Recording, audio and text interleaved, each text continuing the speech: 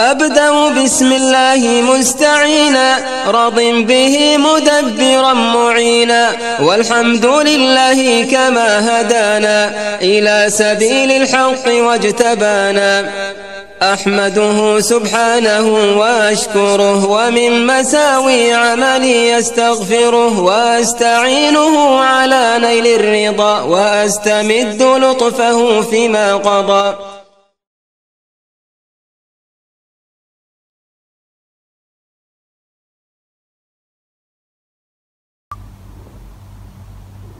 بسم الله الرحمن الرحيم والصلاة والسلام على رسول الله.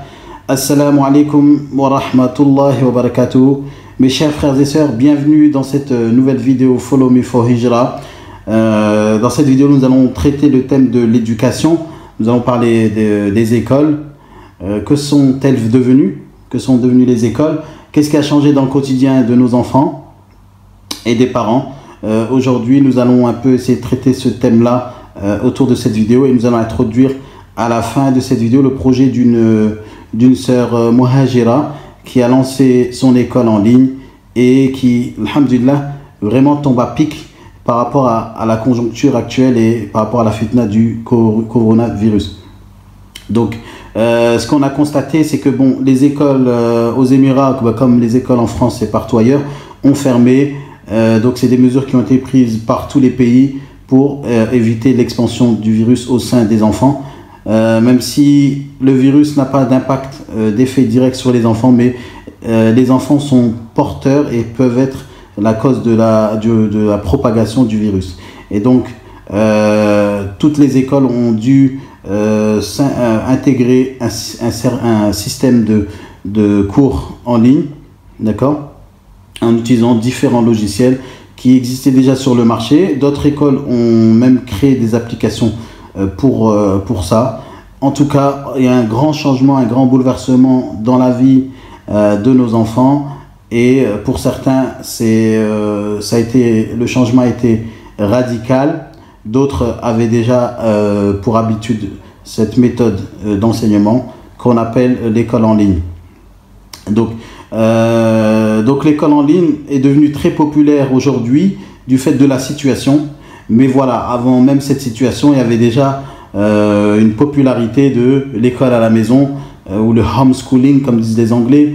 Voilà, il y a différentes méthodes d'enseignement, ou en tout cas d'école pour les enfants, autre que l'école telle qu'on la connaît, l'école classique où l'enfant doit se rendre dans un établissement et passer toute une journée entière. Et voilà. Donc, l'école en ligne n'est pas nouveau. C'est depuis les années 80, ça s'est développé.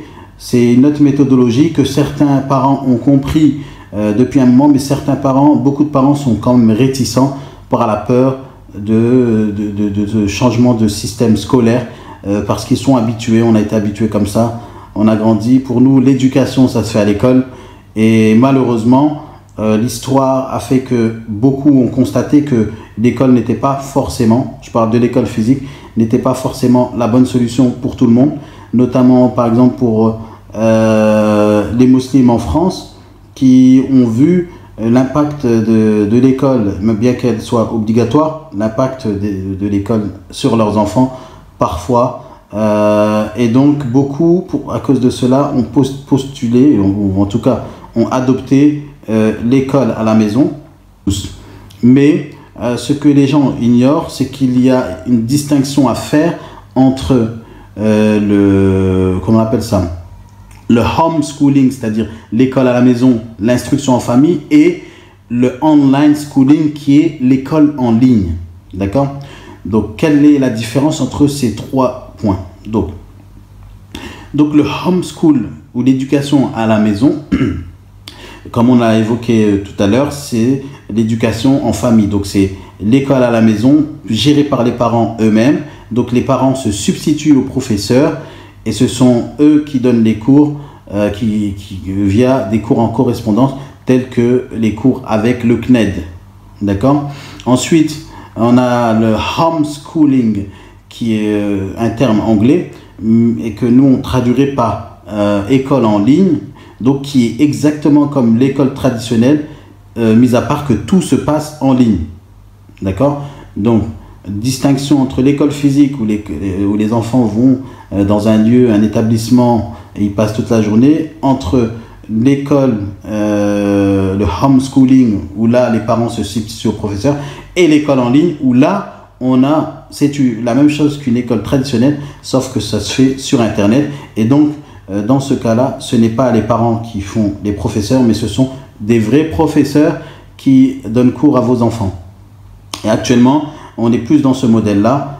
Toutes les écoles qui ont fermé du fait du Covid-19, donc par rapport au problème du coronavirus, toutes les écoles se sont mises à donner leur instruction en ligne. C'est-à-dire que ce sont les mêmes professeurs qui interviennent et qui donnent cours en ligne à vos enfants.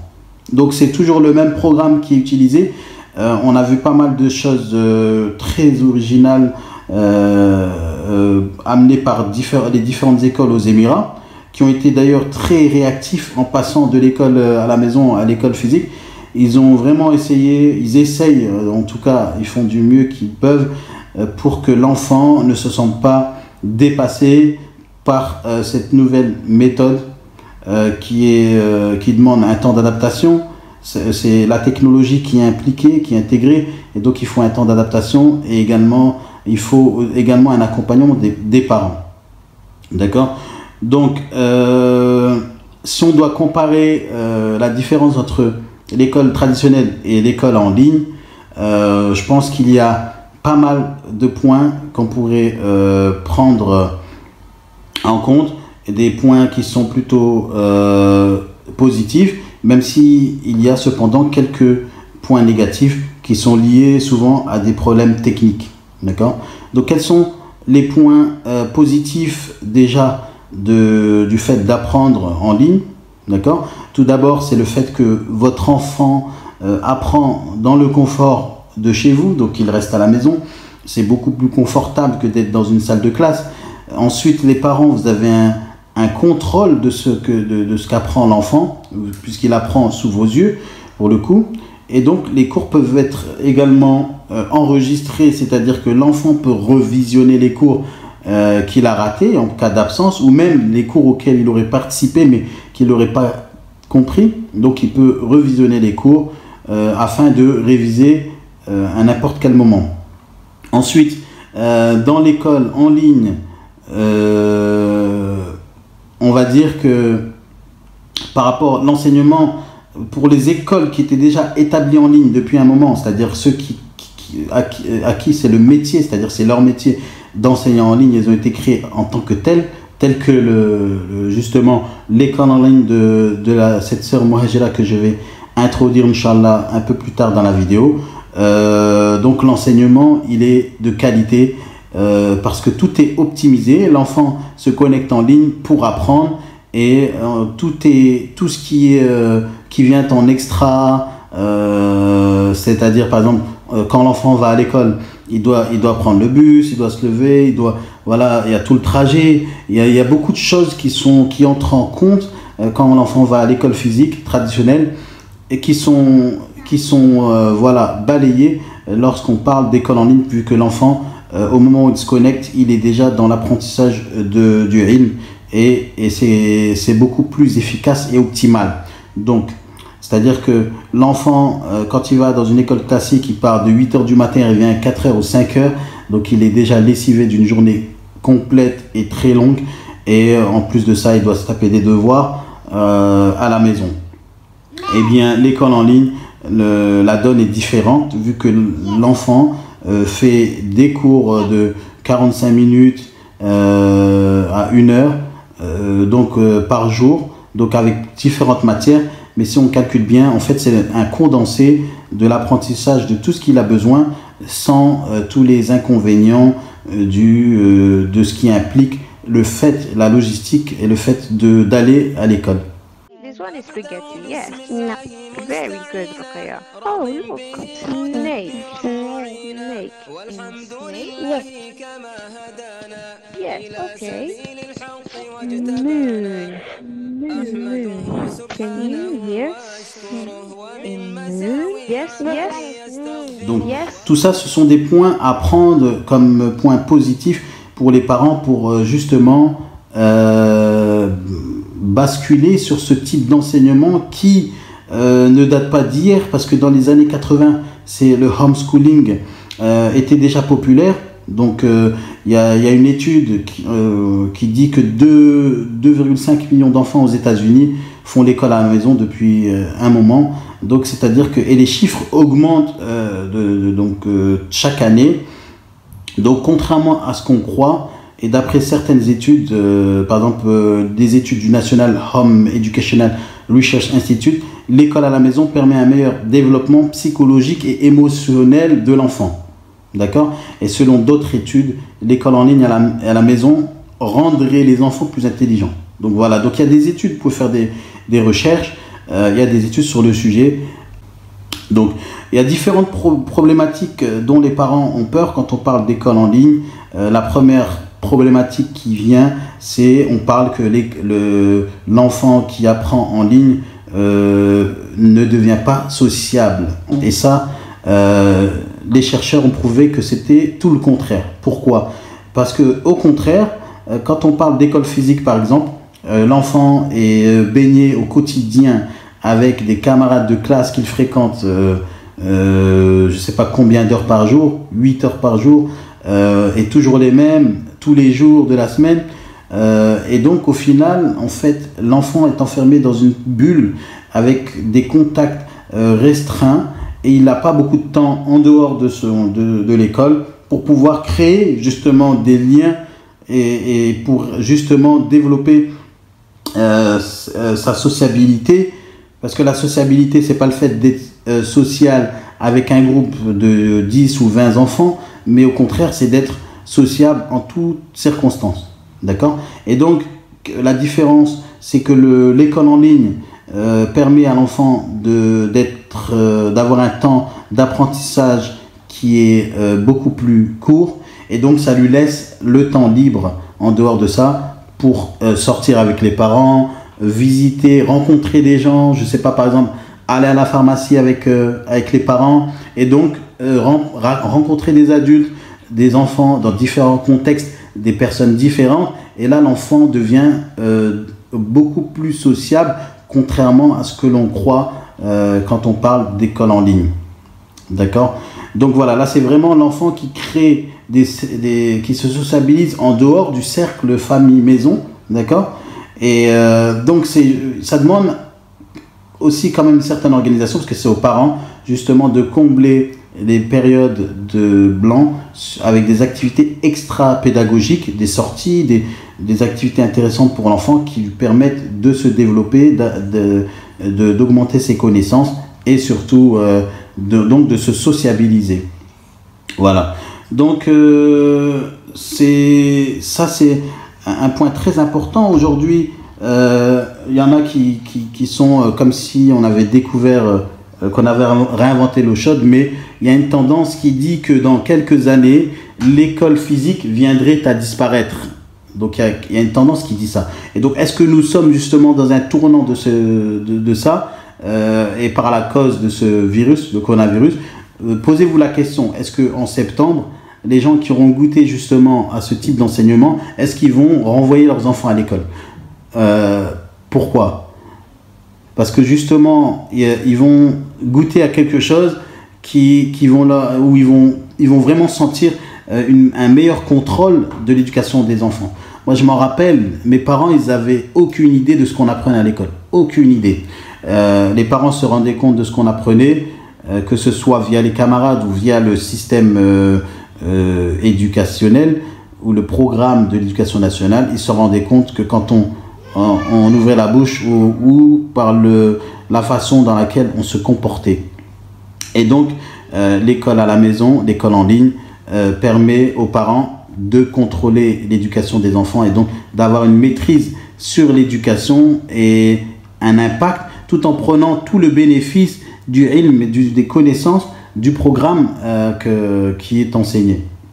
Voilà. Donc nous allons par cette occasion également introduire BOS, Allahumma barak, donc qui est un projet d'une muhajira, donc qui a fait hijra et qui a brillamment monté son école en ligne qui s'appelle BOS, British Online School, donc école britannique en ligne. Donc pourquoi elle l'appelait comme ça? Tout simplement parce que l'éducation qu'elle propose, ce qu'elle propose, c'est une école primaire avec pour projet aussi d'introduire le collège, Inch'Allah prochainement, mais en tout cas actuellement c'est l'école primaire avec le programme britannique, d'accord. Donc là c'est l'éducation nationale en Angleterre, donc elle, avec les comment on appelle ça, les manuels du Cambridge, donc le programme de Cambridge, c'est-à-dire que vos enfants peuvent à travers BOS faire l'école à la maison, d'accord, en ligne, c'est-à-dire ce n'est pas des parents qui vont donner cours, mais plutôt des professeurs compétents qui sont embauchés par BOS et qui donneront, donc ce sont des anglophones qui donnent cours à vos enfants selon le programme britannique, donc de la CP au CM2. Donc là c'est différent, c'est de grade 1 à grade 12, d'accord. Donc très important, c'est un programme qui est intéressant. Pourquoi j'en parle également? Parce que pour toutes les personnes qui envisagent de faire la hijra aux Émirats, sachez qu'il y a une problématique très importante à prendre en considération. La première des problématiques, c'est que ici aux Émirats, les écoles sont très chères. Moi, j'ai vu des muhajiroun, des futurs muhajiroun qui ont la volonté de venir aux Émirats, mais le fait du coût des écoles, que le coût des écoles soit élevé, ça les freine, ça les rebute. Et moi, je leur dis, il ne faut pas que vous soyez rebutés pour cela, parce que maintenant, justement, on a des solutions différentes, et notamment l'école en ligne via BOS. Donc, on est vraiment dans un tournant par rapport à l'éducation, et il faut que tout le monde soit vraiment très attentif par rapport à ça. Donc, moi, je suis dans la même problématique que tous les muhajiroun. Le coût des écoles, c'est très très cher, et j'ai l'impression qu'on inscrit nos enfants par élimination dans les écoles les moins chères, où on juge que l'éducation et la tarbiya et respectent les valeurs de l'islam. Et donc j'ai l'impression qu'on a un peu on inscrit nos enfants dans les écoles, il y en a beaucoup qui vont se reconnaître, par élimination. Lorsque je demande aux frères où est-ce que tu as inscrit ton enfant à l'école, et qu'ils me disent par exemple je l'ai inscrit à telle école, parce que c'est la seule qui propose ça. En fait, j'ai toujours l'impression que ça a été fait par élimination. Et pourquoi alors s'imposer cela alors qu'il y a des solutions en ligne beaucoup plus efficaces et performantes que l'école physique, beaucoup moins chère, et en tout cas qui apporte beaucoup plus de résultats. Et en plus, vous avez le contrôle de l'éducation et de la tarbiya de vos enfants. Et donc, via BOS, ce qui est bien aussi, c'est que la fondatrice du projet, en plus du programme British, elle a intégré d'autres choses qui sont primordiales pour l'éducation des enfants musulmans, c'est la langue arabe.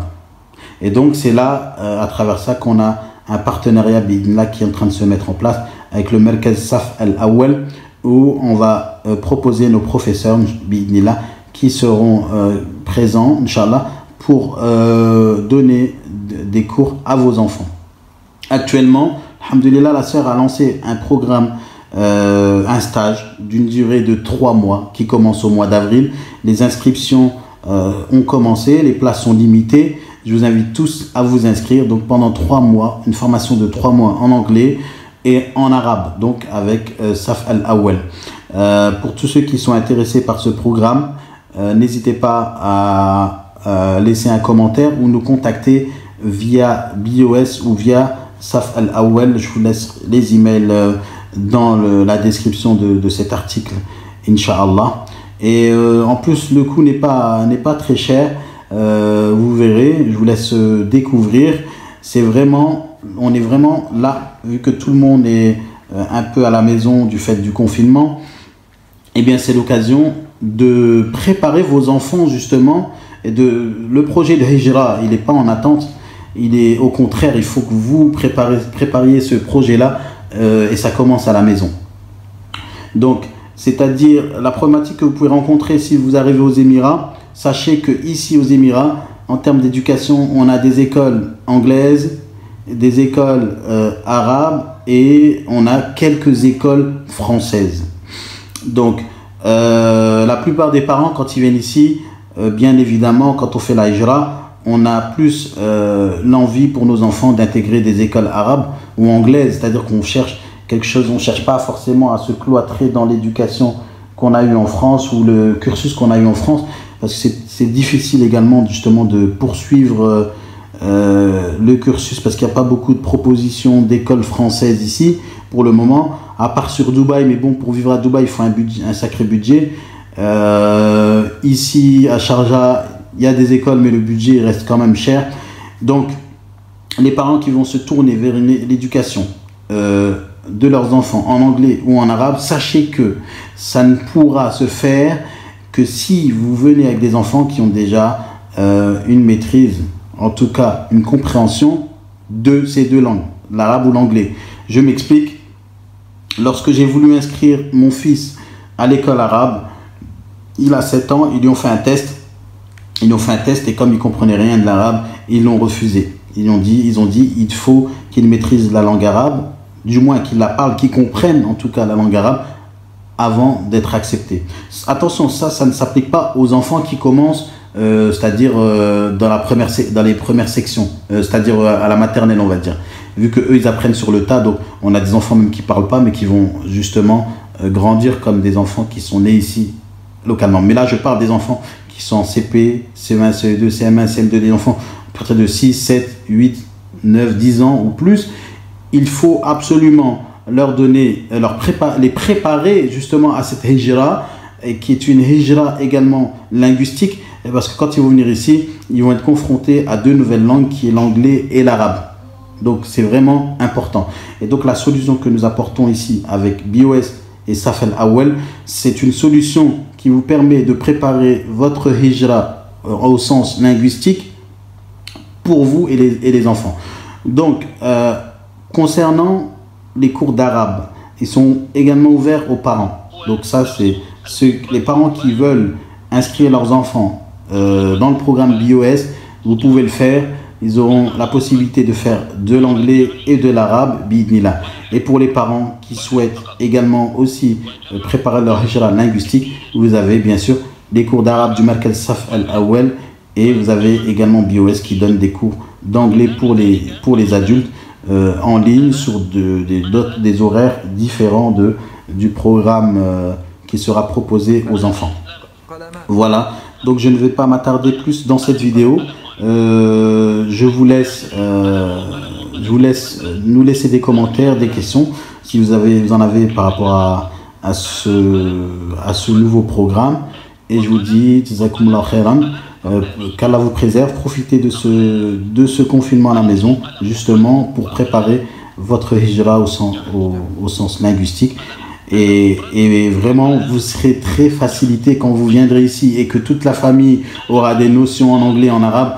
Tout roulera comme sur des roulettes. C'est-à-dire que même ceux qui voudront après intégrer leurs enfants dans une école physique, parce que peut-être qu'il y en a qui voudront faire ça, donc vous pourrez facilement intégrer si vous avez fait un certain temps ou vos enfants dans le programme de BOS ou en tout cas les programmes du Markaz Saf Al Awwal.